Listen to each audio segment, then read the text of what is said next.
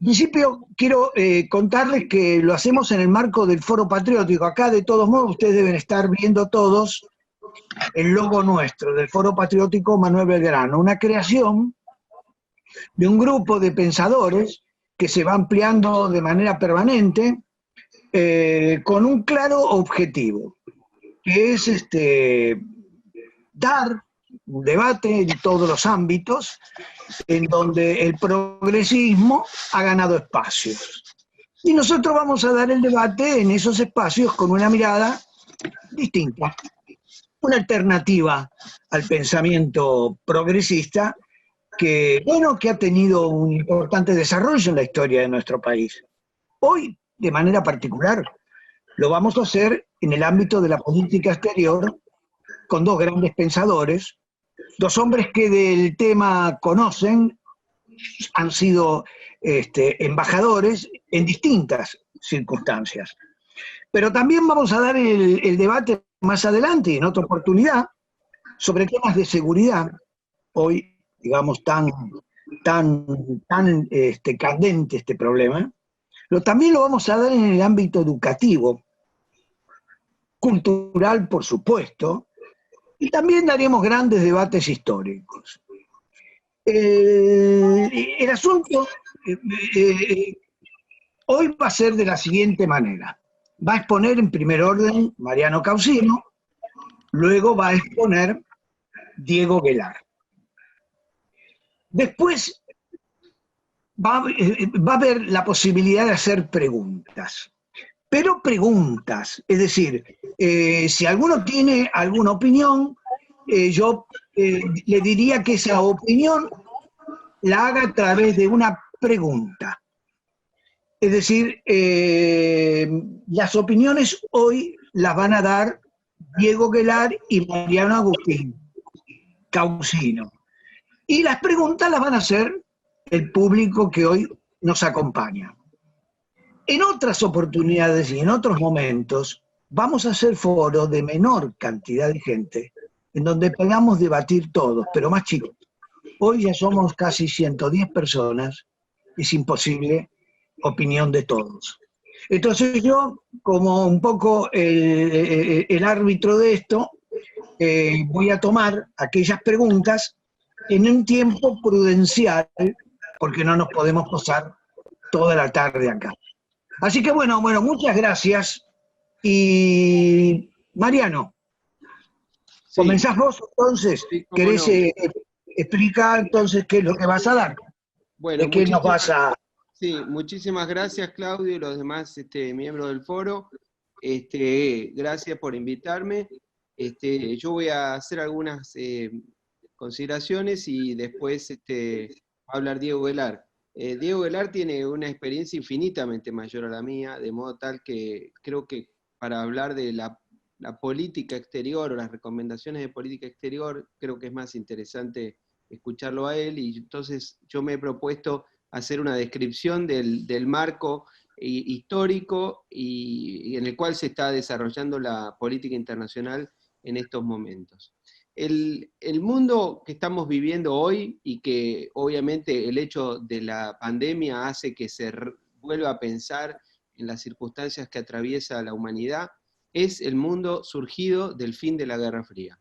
Es un orden mundial que está en construcción, como todos a lo largo de la historia, que tiene 30 años.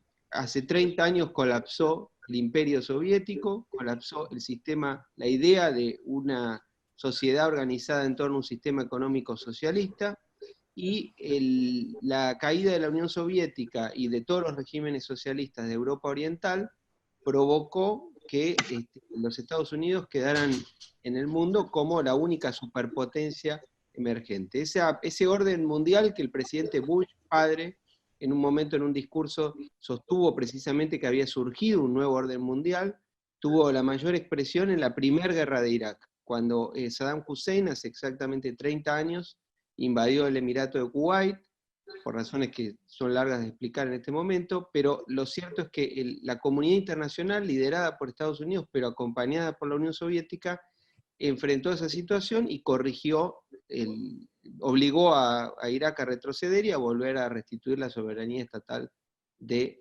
Kuwait.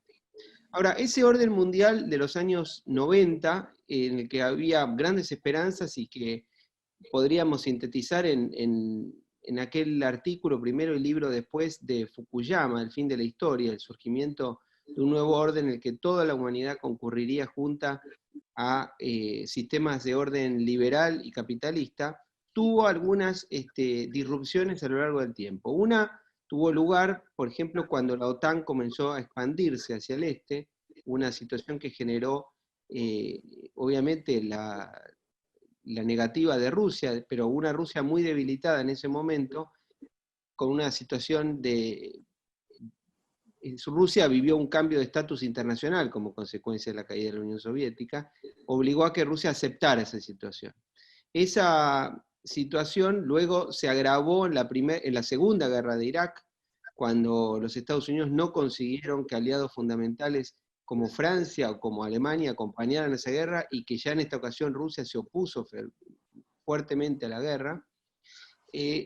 Y por otro lado, de inmediatamente, a los pocos años, se produjo la crisis financiera internacional del año 2008. Esas circunstancias dañaron la idea de que los Estados Unidos iban a liderar una suerte de Pax Americana y de un periodo sin problemas, y al mismo tiempo las reformas iniciadas por Deng Xiaoping en 1978, ya durante 30 años, le dieron a China un crecimiento económico formidable que hicieron que ya en el 2005 China superara a Alemania como la tercera economía del mundo, y en el 2010 convirtieron a China en la segunda economía del mundo. En esas circunstancias, a su vez se produjeron dos crisis muy importantes también, que fueron, por un lado, las de la llamada Primavera Árabe, y por otro lado, la segunda crisis ucraniana en el 2014. En ambas situaciones Rusia terminó de su relación con los Estados Unidos y de colapsar ese sistema de concierto que se había logrado a comienzos de los 90, y Rusia se volcó hacia China. Estas situaciones se fueron dando en el marco de una tendencia histórica que es prácticamente innegable, que es un traslado de la importancia económica y política, de alguna manera, del Atlántico hacia el Pacífico, sin olvidar que los Estados Unidos también son una potencia del Pacífico. Eso hizo que el gobierno de Obama iniciara una política que se llamó el pivot hacia el Asia, que era un intento de retiro paulatino, pero sin pausa, de Medio Oriente, en el entendimiento que las dos guerras en las que había entrado Estados Unidos en Afganistán y en Irak, a comienzos de los años 2000, habían causado una situación muy complicada, muy dramática, económicamente muy alta y con un costo en vidas humanas muy elevado para Estados Unidos, y que además habían provocado una desestabilización de Medio Oriente, y finalmente se produjo los resultados contrarios a los buscados, porque el eje iraní se fortaleció a partir de la caída del gobierno de Saddam Hussein, que finalmente era una dictadura militar laica sunita. Esa situación terminó de consolidar el sistema en el que estamos viviendo hoy. En el año 2016, más o menos, o 17, China superó a los Estados Unidos si se mide el Producto Bruto global, es decir, de acuerdo a una de las formas de medición, la economía china ya alcanzó a la de los Estados Unidos, o la habría superado, o más o menos estaría en una situación similar. Y la crisis del coronavirus encuentra al mundo en esta creciente tensión entre las dos potencias. Ahora, el mundo actual, y con esto yo concluiría, presenta las siguientes características. Por un lado, el sistema internacional sigue siendo un sistema formado por estados nacionales, al estilo del sistema surgido en la Paz de Westfalia hace ya 350 años, en el cual hay una suerte de igualdad jurídica de los estados y una ausencia de una autoridad superior que establezca un sistema jerárquico, de modo tal que el sistema internacional es un sistema anárquico. Esto no significa que sea un sistema caótico todo el tiempo, pero sí que hay una ausencia de una autoridad superior.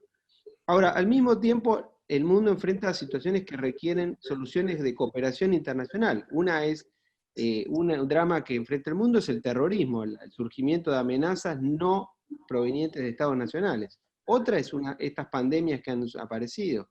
Otro es el cambio climático. Otros son los problemas de ciberseguridad que podrían generar una un colapso del sistema de comunicaciones, o los sistemas financieros, o el sistema de navegación aérea, por ejemplo, y otros son los problemas migratorios. Todos esos problemas requieren soluciones multilaterales, pero al mismo tiempo el mundo enfrenta una ola de aumento del nacionalismo. De modo tal que hay una contradicción ahí que la sociedad internacional tiene que resolver de alguna manera.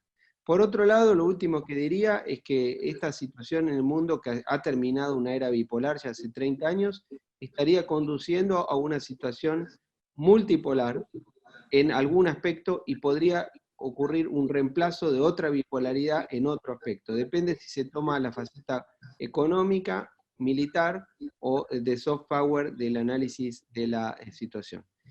A su vez, el mundo actual presenta situaciones de carácter premoderna, por ejemplo, en lo que hace el narcotráfico o el terrorismo, un mundo moderno, que es el mundo del que hablábamos de las relaciones entre estados nacionales, y un mundo posmoderno, que es mayor expresión en la Comunidad Europea, pero que podría establecerse, que hace a la necesidad de fortalecer estos sistemas de cooperación.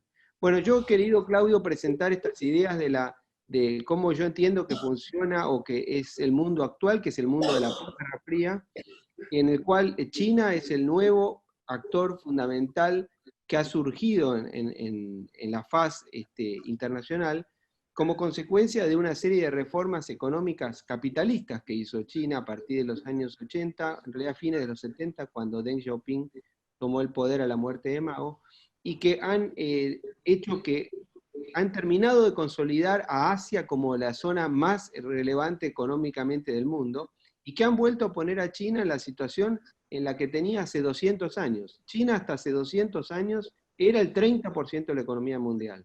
En realidad el dato nuevo, el dato raro de la historia, si uno la mide en un periodo un poco más largo, es el hecho de que China se haya disminuido tanto entre la guerra del opio y hace 20 años. Lo raro es que China haya decaído tanto entre 1820, 30 más o menos, hasta la década, hasta 1950, que se mantuvo ahí hasta la reforma de Deng. Eso es lo raro, verdaderamente. Hasta ese momento, la economía china aproximadamente era equivalente a la de toda Europa Occidental sumada. Lo que pasa es que, claro, en 1820 la economía americana prácticamente era insignificante, y pasó a ser la número 1 en poco más de 80 o 90 años. Bueno, este mundo es el que nos toca vivir, nos puede gustar o no, pero creo que lo primero que hay que tener en cuenta para hacer cualquier análisis de política exterior es cómo son las circunstancias históricas que se atraviesan, y yo pararía acá. Me parece que sí, con esta presentación es útil tener este marco, y que Diego Velar, que tiene, insisto, infinitamente más experiencia que yo, y que ha ocupado las embajadas en los lugares más relevantes para la política exterior argentina, pueda, en base a este marco que yo digo, desarrollar sus ideas de política exterior, y después, si quieren, dialogamos. Muchas gracias. Bueno, gracias a vos, Mariano. Ahora seguramente Diego nos va a ilustrar en la política exterior que nos merecemos como argentinos, ¿verdad, Diego? Bueno, Te dejo en el uso de la palabra. Bueno, muchísimas gracias por la invitación y la oportunidad de poder compartir este rato con viejos y algunos nuevos amigos. Muchas gracias a Mariano, que ha hecho una introducción, me parece, muy clara en su exposición de las características hoy de flexibilidad del mundo que tenemos que enfrentar. En esto, como ya nos toca ser un dúo dinámico acá con Mariano, lo hemos hecho varias veces, y la verdad que podemos funcionar como jugadores de trucos sin señales, ¿eh? Porque además, como los dos nos aburrimos de lo que decimos, le vamos poniendo distintos enfoques, ¿eh? Pero desde ya concuerdo al 100% con lo que ha dicho Mariano, que me parece una síntesis muy buena. Yo quería ir al foco, siguiendo la invitación, de plantear cómo nos insertamos en ese mundo. Es decir, ahí está, tenemos ese mundo que no es caótico, pero que está desarmado, donde las naciones son efectivamente todavía la limitación mayor, no existe la supranacionalidad pactada en la comunidad internacional. Y yo empezaría realmente por el principio que es nuestra Constitución. La Constitución de 1994 establece con muchísima claridad, y por primera vez porque no estaba en la Constitución histórica, 3 elementos fundamentales, modificatorios y centrales de nuestra política exterior. Uno, todos lo conocemos, pero no estaba en la Constitución, que las Malvinas son argentinas. Y lo ubica, dice más que eso, dice que es un pedazo del territorio de la provincia de Tierra de Fuego e islas del Atlántico Sur. Con lo cual ya nos identifica una primer prioridad clarísima de política exterior, que es nuestra ubicación en el mundo. Nosotros no vemos el mundo, podemos obviamente plantear nuestras opiniones respecto al conflicto entre Estados Unidos y China, el rol de Europa, el peso de Medio Oriente, podemos, pero en eso, y está bien que lo hagamos, como lo hacen especialistas en todo el mundo, pero ¿cuál es la nuestra? ¿Sí? ¿Cómo hacemos nosotros para insertarnos? Y el primer dato es desde donde estamos, que es el Atlántico Sur, y su proyección antártica. Entonces nos ubica claramente en el marco de un pedazo de nuestra casa, define con claridad este hecho que al día de hoy no lo tenemos con claridad, más allá que lo tengamos ahí a Filmus en una subsecretaría de Malvinas, pero realmente cuáles son las prioridades de nuestra presencia en el Atlántico Sur, su proyección antártica, no está claro. Y es prioridad absoluta, además es constitucionalmente así. Segunda eje es la integración con nivel constitucional. O sea, la Argentina hace un dato de una extraordinaria, yo diría, de vanguardista, que es definirnos como una región de una patria grande a la cual estamos unidos por los tratados de integración, centralmente es el Mercosur, no tenemos más tratados de integración. Y darle carácter constitucional, o sea, por encima de la ley local. Es decir, la Constitución argentina está preparada para que si en algún día tenemos estadistas que se reúnen en algún lugar de la región y constituyen la Unión, la Confederación, la Federación de Naciones Sudamericanas, nosotros no tendríamos que cambiar la Constitución. Todos los demás tendrían que cambiarla. Nosotros ya le hemos hecho una propuesta a nuestros vecinos sudamericanos muy clara de que estamos preparados y hemos tomado esa decisión constitucional. Sería bueno que algunas de las personas que se suceden en las más altas instancias del Estado leyeran la Constitución, porque esto es un mandato constitucional. Es decir, nosotros vemos la región y al mundo desde esta definición constitucional. Esto es un dato muy importante, es absolutamente central. A mí me tocó el privilegio, entre otros, de haber sido embajador en Brasil. Me acuerdo que yo les decía a mis amigos brasileños, yo soy un embajador interno, no soy un embajador externo. Lo externo de Argentina empieza fuera del marco de la integración. Ahí empieza a aparecer lo externo. Dentro del marco de la integración es la construcción de nuestra casa.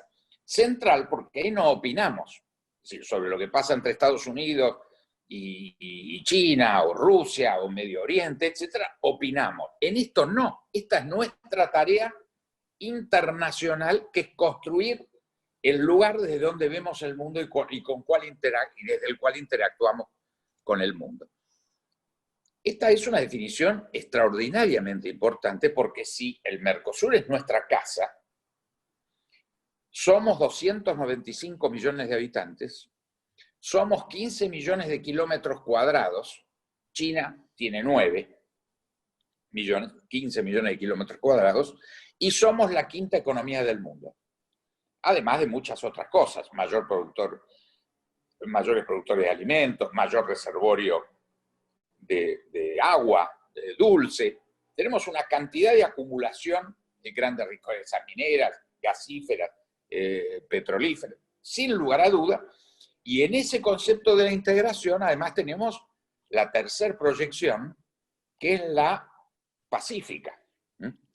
El artículo al que hago referencia, la primera parte que hablaba del Atlántico Sur, nos transforma claramente en un lugar en el Atlántico Sur, con Brasil y con Uruguay, sin lugar a duda.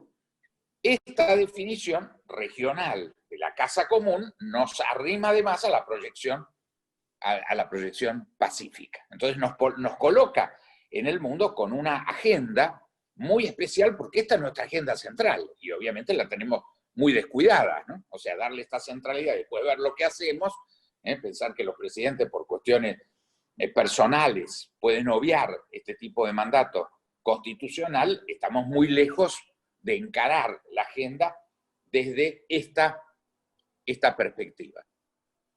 Esto es absolutamente central, porque si no, no podemos ver al mundo si no cumplimos con este mandato, porque no construimos nuestra casa. Entonces, del resto, somos nada más que un país marginal o periférico, con poca posibilidad de influir en el mundo. Acá no, en el Atlántico Sur, y construyendo nuestra casa, tenemos una inmensísima tarea que tiene muchísimos temas de agenda que no podríamos agotar hoy, pero creo que todos ustedes la pueden imaginar muy, muy rápidamente. Y nos da una dimensión extraordinaria que tuvo ya su primer gran producto. Después de 25 años, yo me tocó, tuve el honor de ser el iniciador de esa negociación, firmada el acuerdo marco el 15 de diciembre de 1995, el acuerdo de libre comercio con la Unión Europea.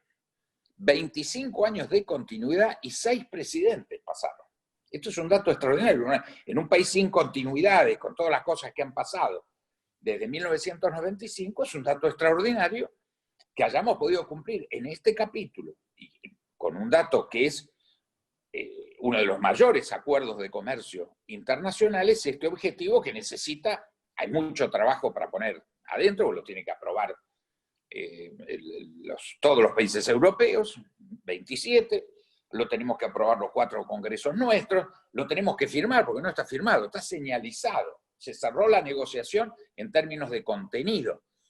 Parece ser que en los últimos días le explicaron al presidente que no se puede cambiar el contenido, que es take it or leave it, no hay posibilidad de cambiar contenidos. El contenido está cerrado, pero no está ni firmado, ni por supuesto en principio de ejecución. Pero nos da un elemento muy importante porque es un resultante, desde el punto de vista de nuestra comunidad, haber dicho, hemos cumplido este mandato, hemos negociado en común, tardamos 25 años, mucho más de lo necesario, pero llegamos a este producto, que nos marca el camino. Yo diría, después de esto, ¿qué deberíamos hacer? Siguiendo esta misma lógica. Sentarnos con los Estados Unidos y con China, para negociar a partir de la experiencia con Europa, que nos da un precedente muy importante para que tengan en cuenta Estados Unidos y China. Ambos dos nos han propuesto establecer acuerdos de libre comercio. O sea, no es una idea locada. Si nosotros hoy lo decidiéramos así en nuestra casa común, se sentaría Estados Unidos y se sentaría China con nosotros. Entonces esto marca la enorme agenda que tenemos, no de política exterior de opinión, sino de factura, lo que tenemos efectivamente que hacer. Y la Constitución también incorpora un tercer elemento. El primer elemento es la prioridad Atlántico Sur. El segundo, la prioridad construcción de la casa común con nuestros países vecinos. Y el tercero, muy importante, sin principio de ejecución, es que la política exterior ya no es facultad exclusiva del gobierno central. Artículos 124 y 125 de la Constitución indica que es una potestad donde las provincias participan activamente. O sea, no delegan la política exterior en el gobierno central, como era la Constitución histórica, sino que tienen facultades inclusive de hacer acuerdos en la medida que no sean contrapuestos con la política global, tienen capacidad de hacer acuerdos internacionales per se, y con un error del texto diciendo que avisan al Congreso Nacional. Solamente le tienen que avisar. Esto requiere indudablemente una ley reglamentaria que indique cómo participa, de qué forma. No puede ser solo por aviso, porque si no estaríamos haciendo una cosa menos laxa que una confederación, si fuese así. Si una provincia pudiera hacer un tratado y juzgar si lo que está haciendo eso no compatible y avisarle al Congreso de la nación. Requiere un inmenso trabajo legislativo y de reacuerdo para establecer la verdadera federalización de nuestra política. Lo escuché ayer en una muy triste presentación del canciller Solá, que están lanzando un proyecto sobre un Consejo Federal que anda dando vuelta por ahí hace mucho tiempo. Yo fui autor del primer proyecto como diputado en 1984, pero en ese momento no lo tenía claro yo y este proyecto tampoco. Entonces, esto es muy importante porque no es un proyectito de ley, es reglamentar 2 artículos de la Constitución Nacional. Es decir, hoy nuestra política exterior tiene estos 3 capítulos marcados por el texto constitucional en 1994, algunos se han puesto en ejecución, pero tenemos una enorme lista de temas, ahí surge toda una agenda que no está desarrollada y que tenemos que desarrollar porque es nuestra responsabilidad. O sea, cumplir, ejecutar estos 3 puntos de la Constitución nos marca toda una política de Estado y política exterior que deberíamos tener, obviamente, como dato de continuidad, como lo logramos con la Unión Europea, como lo logramos, por supuesto, en la reivindicación, al menos en lo declarativo, con el tema de Malvinas, y vía los viáticos de los gobernadores, etcétera, al menos en el aspecto turístico, los gobiernos provinciales hacen una pseudo participación en la política externa. Yo me gustaría parar acá, porque creo que esto es visto estrictamente desde la Argentina, cómo tenemos que montarnos claramente en este mundo complejo que describió muy bien y muy sintéticamente Mariano, pero que tenemos una enorme agenda pendiente, porque la política exterior no es en términos de expertos en política exterior, que es lo que yo hablo del dato de opinar. Yo puedo opinar sobre muchas cosas de política exterior, pero desde lo sugerido en esta charla, creo que es muy importante entender que tenemos una tarea muy específica, una responsabilidad regional central, donde ahí sí tenemos que garantizar el orden en nuestra región, y si queremos, obviamente, participar en foros internacionales, regionales, en temas específicos, derecho al mar, hay cantidad de temas donde el actor Mercosur, como unión política y económica, tiene un marco, tiene una silla en las grandes decisiones. O sea, si uno establece el cuarto chico, la short list de regiones o grandes naciones para decir los grandes temas de la humanidad, esta base de lanzamiento, es decir, esta constitución de Argentina, del Mercosur, o como lo querramos llamar finalmente, como región organizada en una unidad política, económica, comercial, cultural, nos transforma efectivamente en socios principales. Eso es un salto extraordinario. Les doy solo un ejemplo y acá paro. Somos los mayores productores de alimentos. Si tuviéramos una agencia común sanitaria, animal y vegetal, esa agencia sería, sin lugar a duda, sería un par como mínimo de la agencia china, la americana o la europea. Pero sin lugar a duda, automáticamente, una autoridad superior que no necesita ninguna gran burocracia porque tiene los servicios sanitarios de los países. Pero ese delegado, ese director, ese presidente de una autoridad sanitaria regional se transforma en una autoridad a los efectos de la regulación de la alimentación en el mundo de primer orden. Es solo una decisión política y la verdad, pese a que estamos por cumplir el año que viene 30 años de fundación del Mercosur, no hemos llegado a ese paso. Por eso yo creo que tenemos todo por hacer, muy poco hecho, pero tenemos guía, porque nos lo da la Constitución, que es decir, que no tendríamos que estarlo discutiendo, sino ejecutando, una experiencia importante, porque están por cumplirse 30 años del proceso de integración, y creo que un impulso argentino claro no alcanzaría para decidir todo, pero sin lugar a dudas creo que sería un factor dinámico y que muchas de las decisiones las estaríamos empujando y llevando a su realización. Muchísimas gracias. Bueno, gracias, gracias a vos, Diego. Mariano, ¿querés hacer alguna aclaración? ¿Algo que te haya quedado? ¿Cómo? No, me parece que sería bueno ver las preguntas, que es lo que la gente quiere. Bueno, entonces, yo tengo acá algunas preguntas que me han mandado, ¿no? A ver,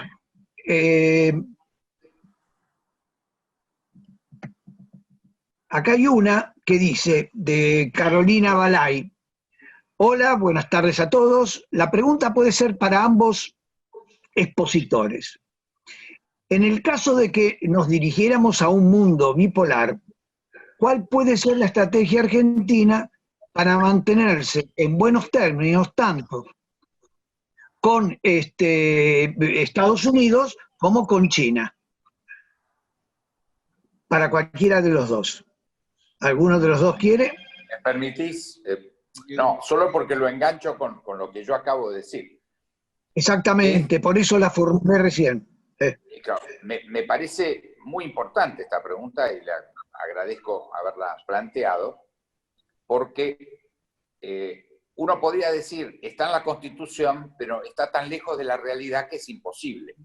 Por eso sería una forma de comentar lo que yo dije. No es así.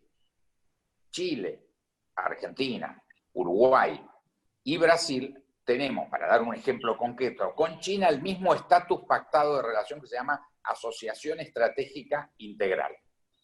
Esto es una propuesta china y realmente los cuatro somos socios estratégicos integrales por una cantidad de motivos, pero un dato muy concreto, inclusive Argentina, a partir de abril, nuestro principal socio comercial es China. Y esto hoy es ratificado porque es el primer socio comercial de Chile, de Brasil y de Uruguay. Quiere decir que hoy tenemos un facilitante enorme para plantearnos. Hoy no hay un tema de agenda común con China. Pero al mismo tiempo, todos nuestros países, Chile, Argentina, Uruguay, Brasil, tenemos una fuerte relación con Estados Unidos, sin lugar a duda. Y todos queremos tener mejor relación con Estados Unidos. No estamos discutiendo las condiciones de desarrollo, de la importancia, por supuesto, de la superpotencia existente y la emergente. ¿Esto es posible? Sí, la práctica demuestra que nuestro negocio en el mundo, de los cuatro, no incluyo a Paraguay, que está invitado igual, pese a no tener relaciones diplomáticas, a sentarse desde el año 2010, hay un ofrecimiento de la Unión Europea de sentarse con Mercosur, con Paraguay adentro, pese a que Paraguay no tiene relaciones diplomáticas. Pero por eso hago esta discriminación. Ahora, sin lugar a duda, tenemos lazos suficientes para decir, es viable, no es un dato lanzado como intencionalidad, tener muy buenas relaciones políticas con Estados Unidos, limitaciones en la relación tanto inversora como comercial de toda nuestra región en la práctica. Tenemos un stock de inversiones que ha ido bajando, o sea, se ha estabilizado, pero hace muchos años que Estados Unidos no es un inversor de primer orden en nuestra región, lo mismo en lo comercial. Entonces, es posible, efectivamente, articular con las dos potencias, obviamente con la Unión Europea por las relaciones históricas y la realidad de haber acordado una negociación tan larga que demuestra la compatibilidad. O sea, no es nuestro problema hoy, ni de nuestros vecinos, la posibilidad completa de compatibilizar con los tres grandes centros de poder en el mundo una relación que responda a nuestros intereses, que es obviamente fortalecimiento de la paz, no generar ejes de conflicto. En eso nuestra región es una zona de paz acreditada.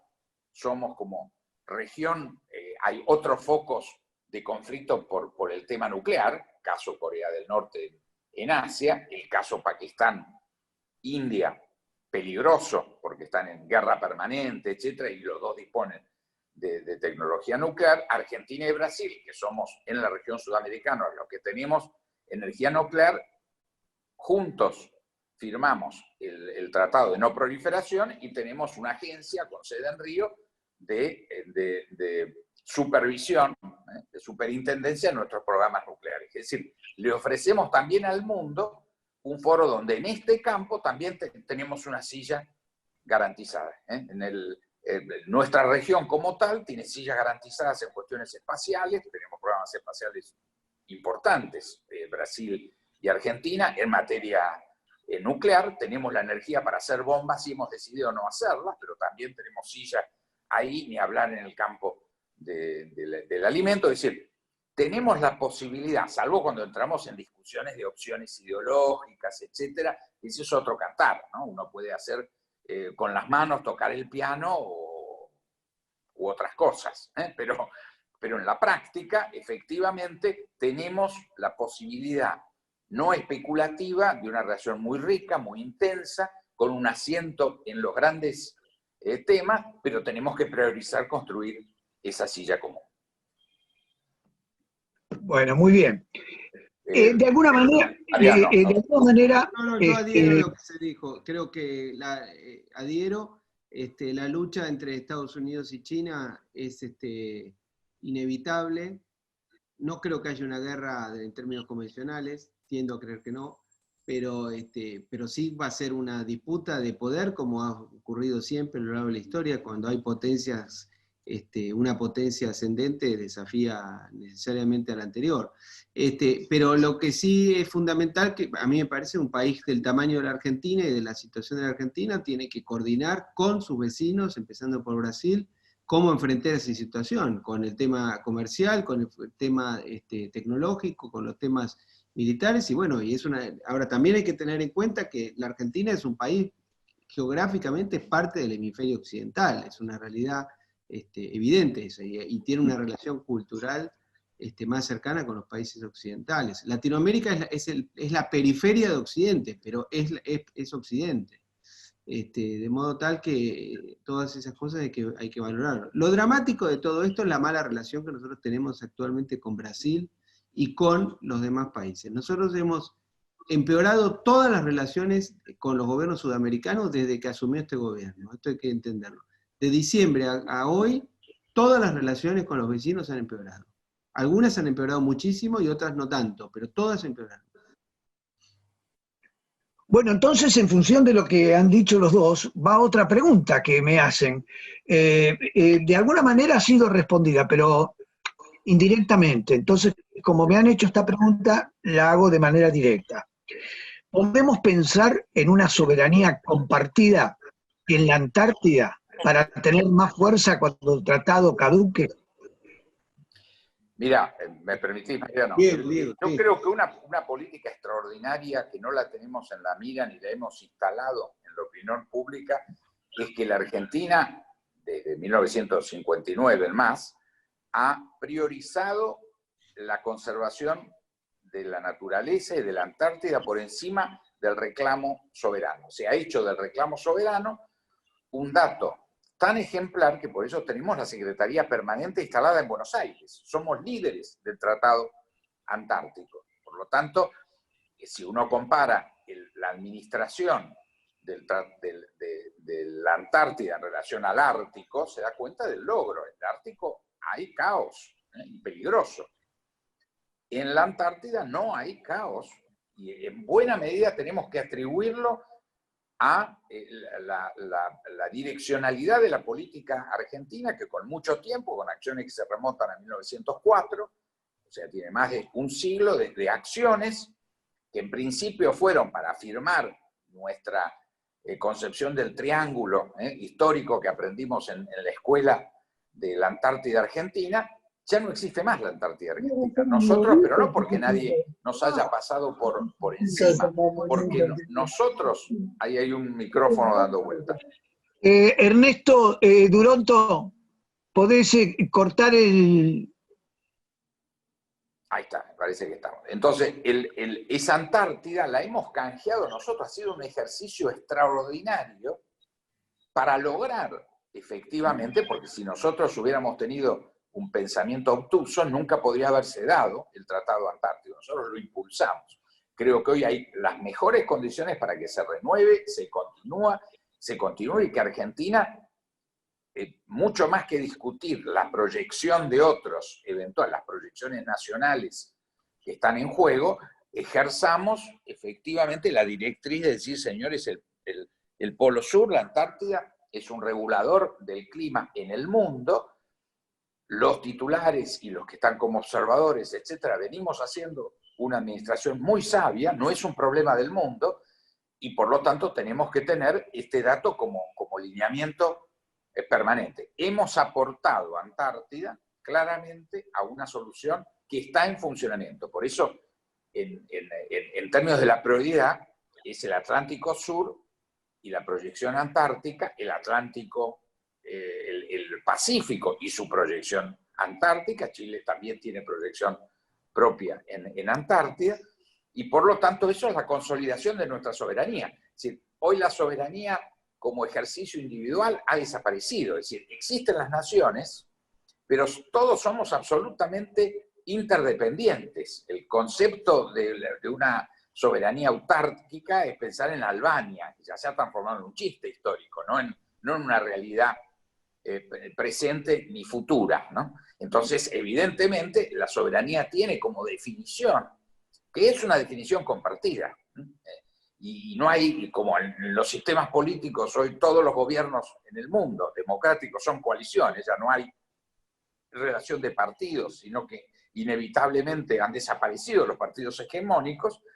Entonces, en lo político son coaliciones, en su ejercicio como naciones son ejercicios de soberanías compartidas, que bien ejercidas, por supuesto, aumentan el nivel de capacidad operativa de las naciones individualmente consideradas. O sea que el concepto es soberanía posible, soberanía compartida, soberanía inteligente, pero el dato individual ya no cuadra en el mundo global al que estamos expuestos. Muy bien. Va otra pregunta. ¿Cómo tiene que manejarse la aproximación entre el Mercosur y la Alianza del Pacífico? Bueno, es una pregunta valiosa. En el gobierno anterior se hicieron intentos para avanzar en ese sentido. Lo que yo les puedo decir es que hay realidades distintas, ¿no? Los países de la cuenca del Pacífico son países que tienen en general una economía más abierta que los del Atlántico y que han logrado una integración al sistema internacional más elevado, especialmente en parte por su geografía, por las características naturales de esos países. Por otro lado, tienen un acceso al Pacífico, obviamente por razones geográficas, y han mostrado un nivel de desempeño económico mejor, pero en realidad también, en gran medida, es por el sistema económico que han adoptado esos países en los últimos 20 años. Ustedes saben que la región sudamericana, en nuestra región, hace 40 años tenía prácticamente todos los países en manos de gobiernos militares, salvo Venezuela y Colombia en un momento dado, y gracias a la ola democratizadora en la década del 80, para fines de los 80, principios de los 90, todos los países eran democráticos, salvo, bueno, Cuba, obviamente, pero es un caso distinto. En la década del 10, 15 años después, hubo muchos países que lamentablemente perdieron su calidad democrática y en algunos casos pasaron a ser dictaduras directamente. Y muchos de ellos adoptaron sistemas económicos muy cerrados, algunos casi socialistas y en otros muy cerrados. Lamentablemente la Argentina no cayó en el socialismo, ¿no? Por supuesto, pero sí cerró mucho su economía, y Brasil también la cerró, especialmente después en el segundo gobierno de Lula y ya en el gobierno de Dilma Rousseff. Mientras tanto, los países del Pacífico tuvieron bajos impuestos, gasto público menor, una mejor integración con la economía norteamericana, mejor integración con la economía china, mejor integración con Asia, y bueno, han progresado mucho. Un caso de gran éxito en Sudamérica es Perú. Hoy Perú tiene menos pobres que Argentina, y hace 40 años en Perú, no sé, había 60% de pobres, no sé, estoy diciendo, por ahí había 50 o 70, no sé, pero hoy tiene 20% de pobres. Colombia es un país que ha avanzado inmensamente, Ecuador tiene sus problemas, Chile hoy tiene problemas, pero Chile indudablemente es un país que ha avanzado con respecto a sí mismo. Entonces, a mí me parece que es fundamental que la Argentina mejore y que el Mercosur logre algún tipo de compatibilidad con los países del Pacífico. Pero tienen diferencias, son países con un grado de industrialización menor, son países que por lo tanto comercian mucho más, tienen menos tensiones proteccionistas, y ni hablar los de Centroamérica, que son países muy chicos, que no tienen prácticamente industria, entonces tienen una economía muy abierta, porque cuanto más chico es un país, más se beneficia del comercio internacional. Entonces, pero bueno, conclusión, creo yo que el Mercosur tiene que lograr integrarse y tiene que lograr bajar los niveles de proteccionismo extremos que finalmente lo han perjudicado. Pero yo no soy un experto en comercio internacional, así que puedo hacer consideraciones políticas solamente. Gracias. Te puedo agregar una cosa a esto, ya lo dicho por Mariano, lo omito. Hay un problema sustancial en la relación entre las dos regiones, que es la presencia de México. Si al margen de la opinión de nuestro presidente respecto a su socio para cambiar el mundo, ¿no? Bueno, no voy a perder tiempo en eso, pero México tiene 2.500 millones de dólares diarios de comercio con Estados Unidos. 2.500 millones de dólares diarios. Su ubicación es Norteamérica, igual que Canadá. Su referencia son los Estados Unidos de Norteamérica. Inclusive con los países asociados en la Alianza del Pacífico, es 1 y poco % el comercio de México con los países sudamericanos de su propia alianza. Entonces, ahí hay un problema casi insalvable con la actual estructura, ¿no? O sea, yo creo que la dimensión sudamericana, que fue una dimensión que lanza el presidente Cardoso centralmente en 1997 al plantear el UNASUR como concepto, yo creo que es un hijo de nuestro proceso de integración, donde Brasil y Argentina somos Alemania y Francia en el proceso europeo. Es decir, tenemos que tener una capacidad con los países sudamericanos. Con México no hay complementariedad, no hay nada. Esta es la realidad. Tenemos el dato común del idioma, algunas tradiciones que provienen del origen colonial común, pero México es parte de América del Norte. Es muy clara la división de localización que indica que de Panamá a Canadá estamos en Norteamérica. Centroamérica es una ubicación artificial, es Norteamérica, y hay una ubicación cierta de Sudamérica con una región fronteriza entre Colombia y Venezuela. Eso es Centroamérica, Colombia, Venezuela. De Panamá a Canadá estamos en Norteamérica y tenemos, y por supuesto, si tuviéramos la política de la que estamos hablando aquí, deberíamos tener una fuerte política de mayor integración con Venezuela y con Colombia, porque nos debería interesar que Venezuela y que Colombia formaran parte de la Confederación, Unión o Federación de Naciones Sudamericanas. Debería haber una política activa. Hoy nada de esto ocurre, o sea, estamos muy lejos de poder manejar esto, pero estamos lejos por voluntad de no ejercerlo, no porque estemos lejos en términos de posibilidad. Con Colombia tenemos comercio importante, lo tiene también Brasil. El problema es en el campo de la decisión política. No está claro en el mapa interno del Mercosur nuestra consolidación y una agenda concreta de profundizar lo que ya existe. Brasil o Argentina tenemos acuerdos de cooperación y de libre comercio con todos los países, incluyendo a México, ¿no? Pero lo tenemos con Colombia, con Venezuela, por supuesto con Ecuador, con Perú y con Chile. O sea, hemos hecho cosas. Lo que no hemos tenido es armar una política. Es decir, bueno, esto es la base de donde lanzamos, pero apuntalamos efectivamente. Para dar un ejemplo horrible, en este proceso de la repatriación de connacionales, no hemos hecho un esquema común con nuestros socios, con Chile, con Uruguay, con Brasil.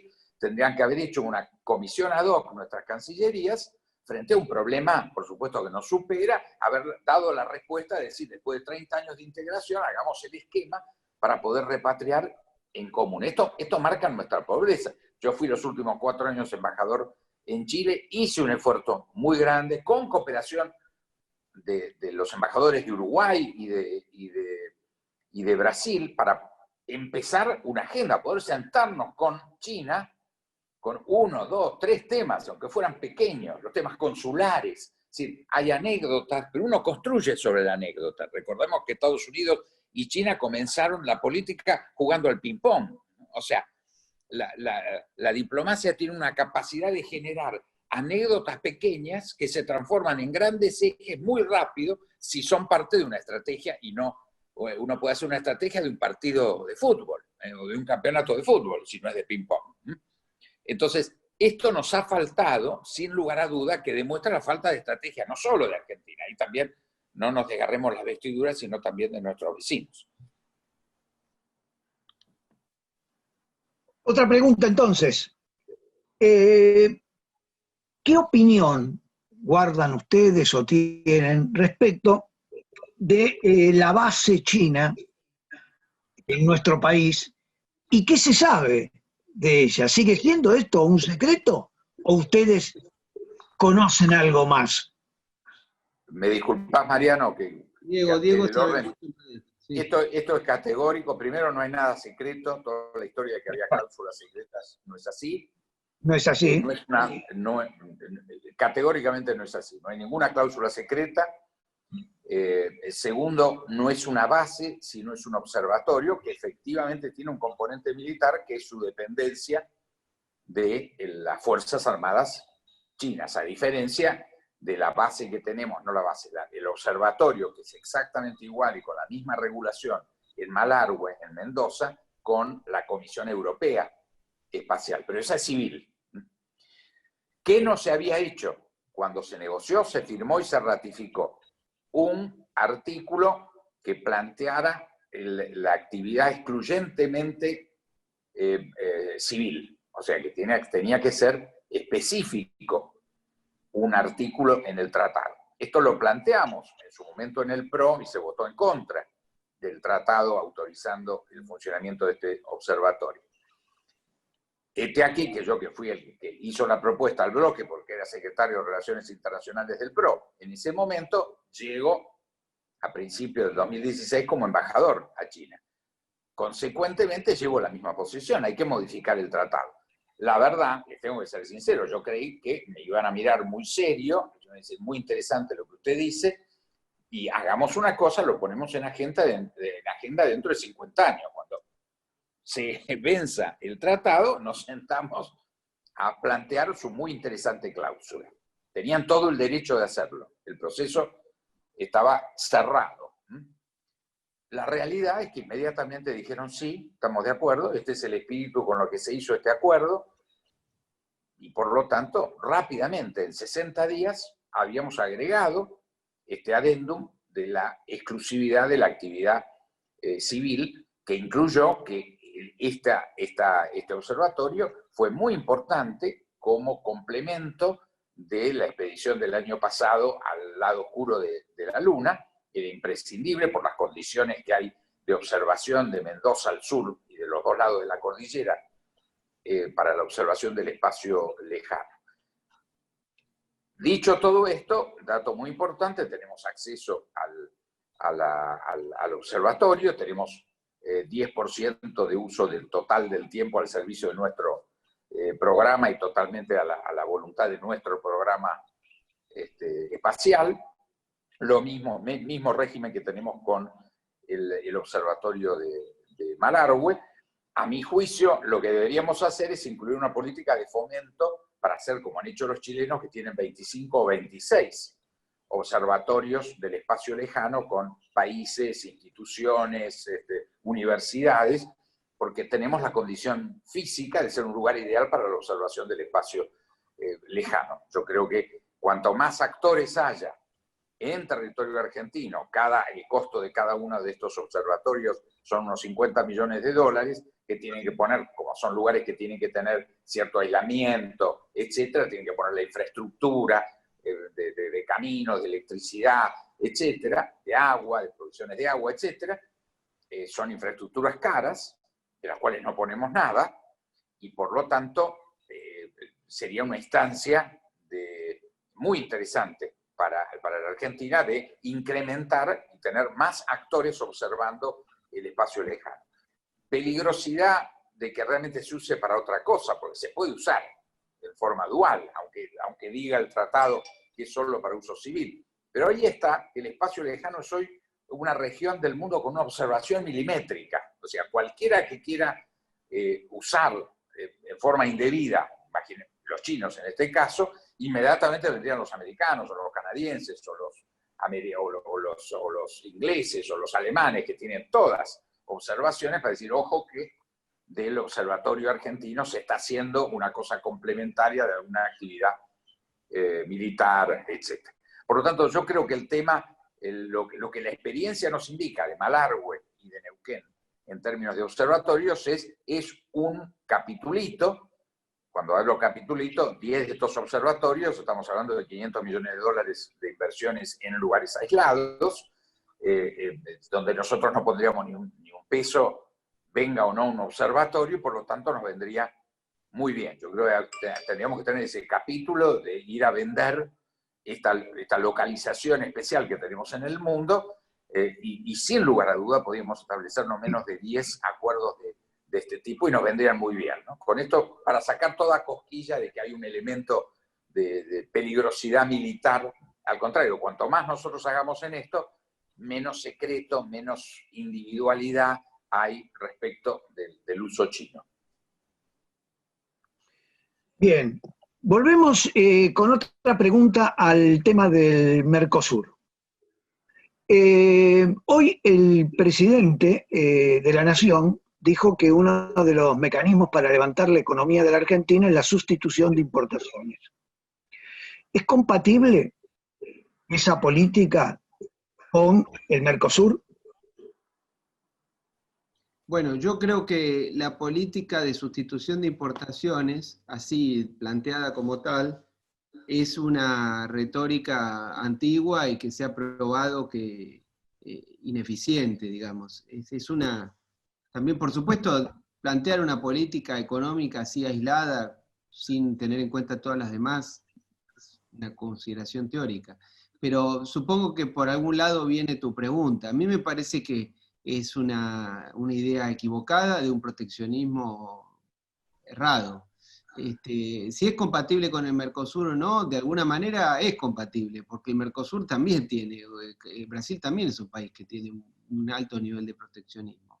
Y es más, uno de los problemas del Mercosur es que no permite salir del Mercosur. Los países chicos del Mercosur, por ejemplo, son los que más protestan por esta situación porque no pueden negociar con otros, con Estados Unidos y demás. Ahora, si el Mercosur hiciera un acuerdo, como decía el embajador Guelar, con los Estados Unidos, con China, bueno, podría lograrse en su conjunto. Yo creo que eso sería valioso. Hoy el Mercosur, fuera del Mercosur, solo tiene libre comercio con dos países que no son centrales para nuestra economía, que son Egipto e Israel.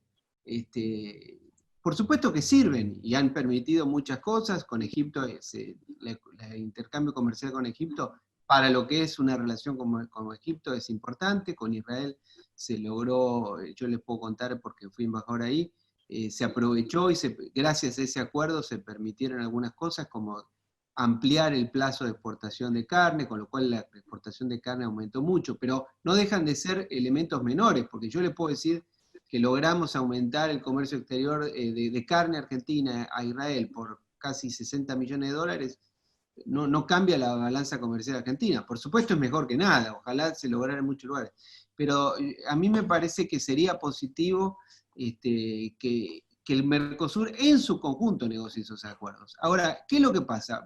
Hablemos de política, porque esta charla es de política finalmente. El gobierno argentino hace 3 meses dijo que se retiraba de las negociaciones con Nuevo Mercado. Con no cualquiera, con Corea del Sur, con Singapur, con Canadá, con la India. India es el país más habitado del mundo, junto a China, prácticamente tiene la misma cantidad de habitantes. India debe ser hoy la 7ª economía del mundo. Bueno, y eso lo planteó el gobierno y dijo, nos vamos. Y después empezó a corregir que sí, pero que en realidad nos quedamos, pero que tenemos que ver. Bueno, el gobierno no sabe para dónde va. Y la verdad es que un día dice una cosa, otro día dice otra, y la mayor parte de las cosas son equivocadas. Pero lamentablemente, además tienen una obsesión con que todo lo que se hizo antes es malo. Entonces, La verdad es que el gobierno anterior hizo cosas buenas y cosas malas, pero si solamente porque las hizo el gobierno anterior las van a cancelar, fíjense el caso del acuerdo Unión Europea-Mercosur.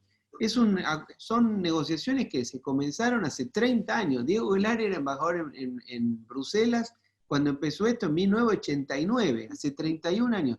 Todos los gobiernos se dedicaron a eso.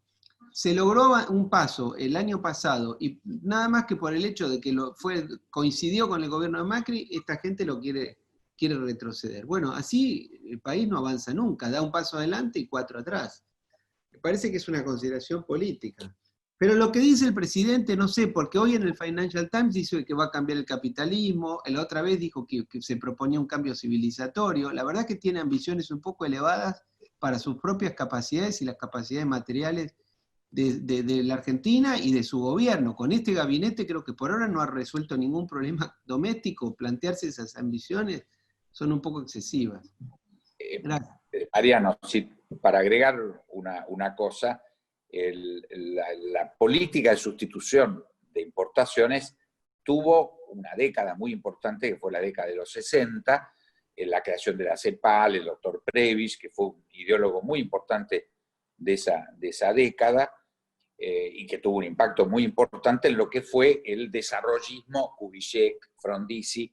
Después el desarrollismo ha tenido diversas interpretaciones posteriores.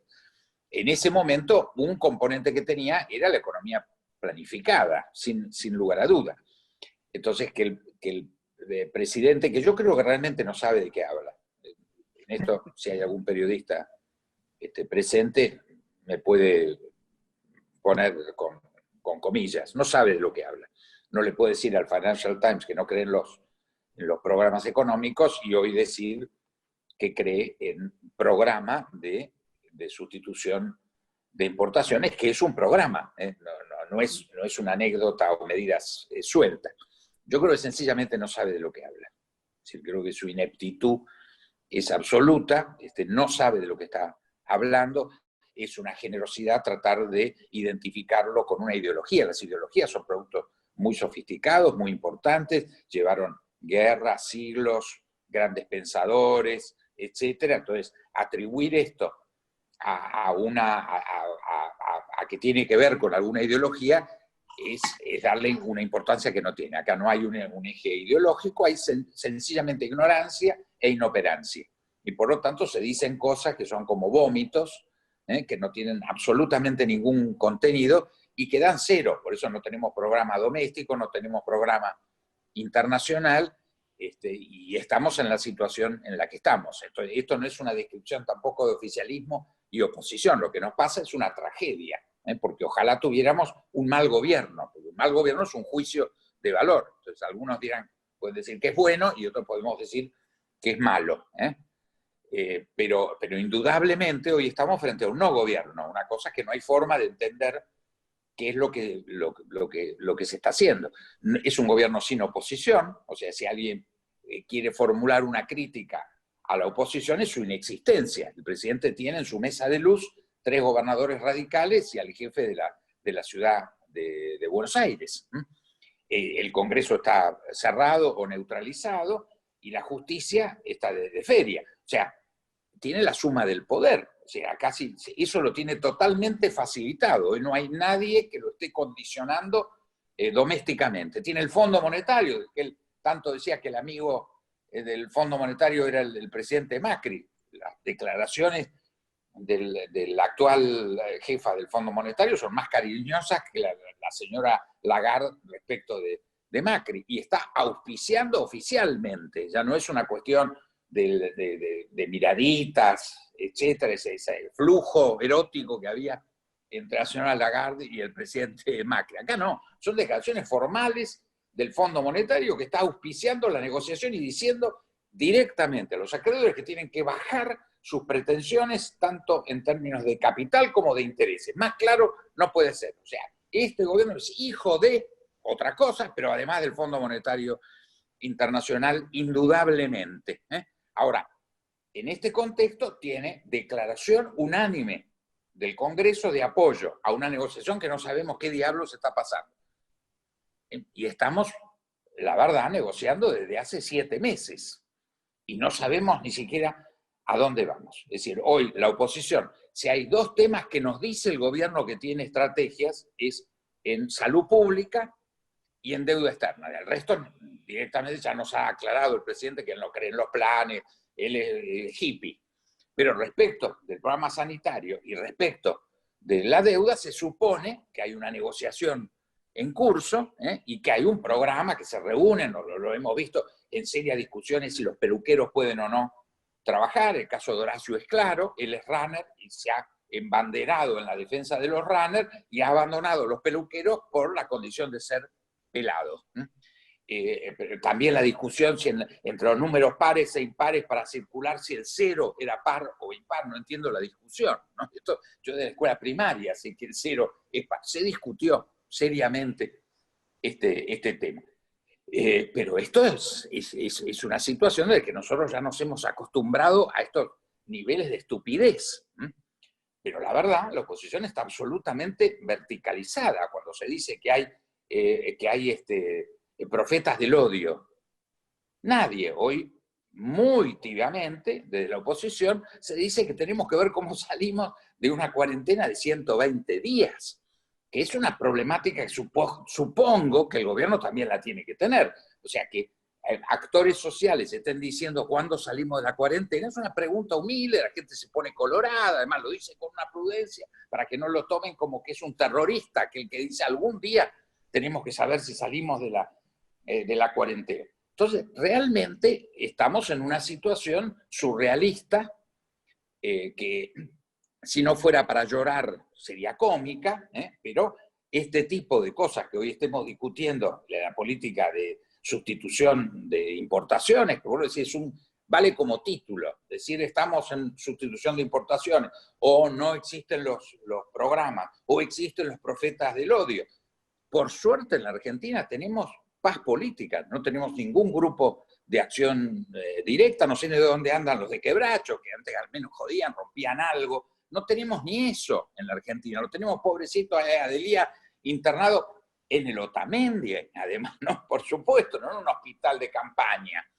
Entonces, realmente hay ciertos campos que evidentemente, y el problema del presidente no es con Christine Lagarde, es con otra Cristina, no con el Fondo Monetario. O sea, estamos sumergidos en una agenda del ridículo, del realismo mágico, pero no el de Gabo García Márquez, ¿no?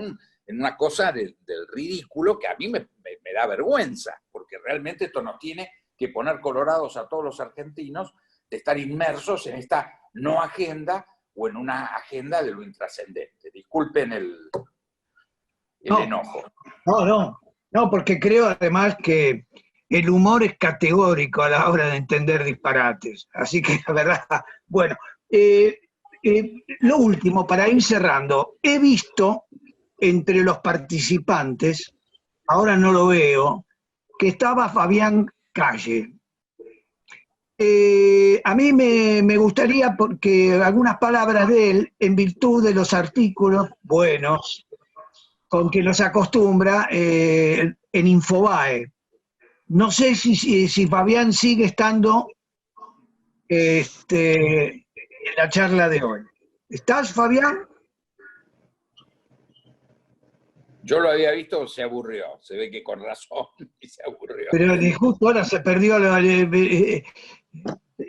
lo que recién decías, con humor, con gracia. No está Fabián. Bueno, vamos a ir dando por cerrado la charla de hoy. Quiero contarles que el próximo encuentro que va a organizar el Foro Patriótico Manuel Belgrano va a ser el día 17 de agosto. Vamos a tener un conversatorio sobre San Martín con la historiadora y académica María Sáenz Quesada. Entre ella y yo, en ese caso, perfilaremos un poco a este personaje central, este hombre central, en todos los órdenes de la vida argentina. De modo que, bueno, yo les agradezco a todos los presentes y espero verlos entonces el próximo 17 de agosto. Y ya ahí iremos anticipando todo lo que tenemos pensado en adelante. Bueno, muchas gracias a todos.